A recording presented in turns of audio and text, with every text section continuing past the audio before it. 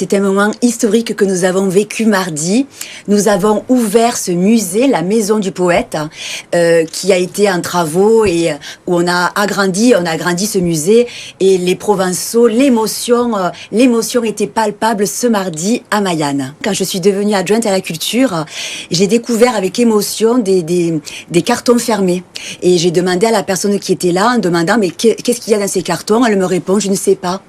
Donc ma curiosité a fait que j'ai ouvert ces cartons et j'ai découvert des trésors, des livres, des photos, des objets appartenant à Frédéric Mistral. Et je me suis dit, il faut montrer tout ça au public. Et j'ai soumis l'idée au maire de l'époque, Monsieur Joël Suppot, en disant, il faut faire quelque chose, il faut montrer tout cela au public.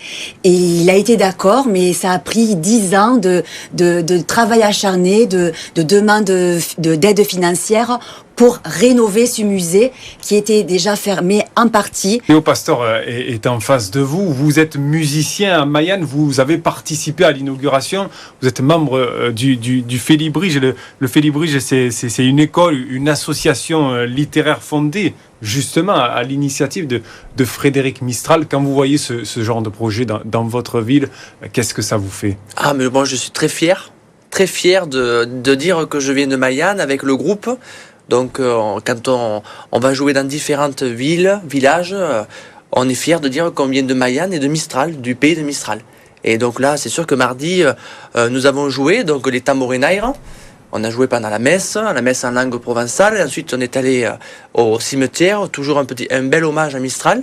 Et on est fier de dire qu'on est de Mayanne. C'était tout un programme, une déambulation jusqu'au cimetière, parce que le prix Nobel de littérature, puisque Mistral était prix Nobel de littérature, repose à Mayanne. Eugénie Gros, sur le projet, comment justement vous l'avez mené à bien? J'imagine il a fallu aller chercher les financements. Combien ça a coûté? Alors c'est un projet qui a coûté plus d'1 million. Nous sommes un petit village et nous n'avons pas la prétention d'avoir ce projet de cette envergure. Donc nous avons tapé aux portes du conseil départemental, du conseil régional et de la DRAC qui nous ont aidés à financer ce gros projet. C'est un gros projet pour nous, pour notre village. Qu'est-ce qu'on va pouvoir y retrouver là justement? Je vous vois avec des documents.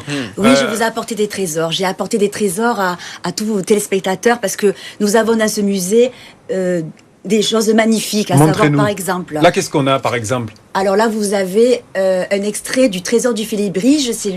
C'est Frédéric Mistral qui a écrit ce dictionnaire. Il y a un tome par lettre.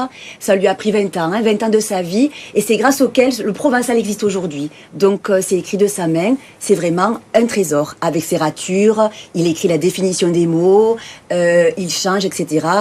Nous avons ça au musée Frédéric Mistral. Et on a aussi une lettre qu'il a adressée à Victor Hugo, c'est ça? Oui, Frédéric Mistral, nous avons 60 000 lettres au musée Mistral à Mayanne. 60 000? Oui, tout à fait. Et nous avons des lettres comme là, par exemple, je vous ai apporté une lettre de Victor Hugo. Voilà, qui lui écrit, on voit bien sa signature, qu'il a écrit au poète. Je vous ai apporté aussi une lettre ici de George Sand. Voilà. D'accord, et toutes ces œuvres, tous ces écrits sont à retrouver au musée. Comment ça se passe? Il est d'ores et déjà ouvert. De quelle heure à quelle heure? Combien ça coûte l'entrée? Dites-nous tous les infos pratiques. Alors le musée, ça y est ouvert. Il est ouvert également le week-end. Le tarif il y a toujours une personne pour faire visiter le musée.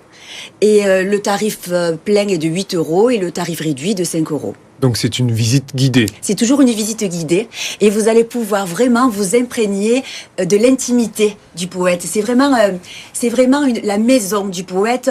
On rentre dans son intimité, on a l'impression que Madame et Monsieur Mistral viennent de partir.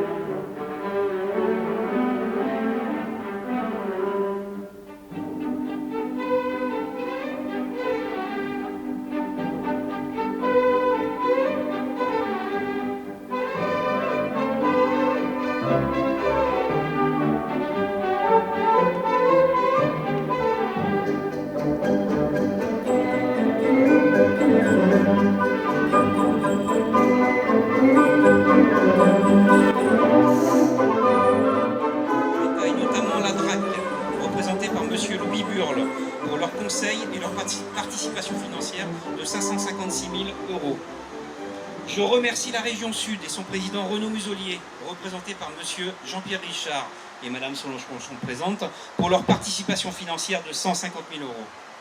Je remercie le conseil départemental des Bouches-du-Rhône et sa présidente Martine Vassal. Après 11 années de combat, de travail acharné, mais toujours avec la même passion, la même conviction, nous inaugurons aujourd'hui le musée Frédéric Mistral, ici à Mayanne, dans la maison même où vécut ce grand poète et défenseur de notre Provence. J'ai donc porté cette idée de restauration et d'agrandissement du musée Mistral. Et cher Joël Suppot, ancien maire du village, tu as tout de suite partagé cette vision de préservation d'héritage culturel. Merci aussi à Serge Marsotti, mon compagnon, qui m'a soutenu avec patience, qui a su être à mes côtés dans les moments de doute comme ceux d'enthousiasme, qui m'a encouragé à aller jusqu'au bout, même quand le chemin semblait interminable. Rendre hommage à Frédéric Mistral, ce n'était pas seulement restaurer une maison, c'était redonner vie à son héritage, offrir à notre jeunesse un lieu où elle pourra comprendre d'où elle vient et pourquoi notre culture provençale est si précieuse. E voler dire une biogrammatie a vostri tutti, car Capulier du Felibrides, reine d'Arles, tutti les soci de la nation gardienne, et vostri tutti amis provençaux, affuga et amoureux de notre culture. Car un héritage n'a de sens que s'il est porté par ceux qui viennent après nous. Osque Mayanne, Osque Frédéric Mistral, Osque Provence.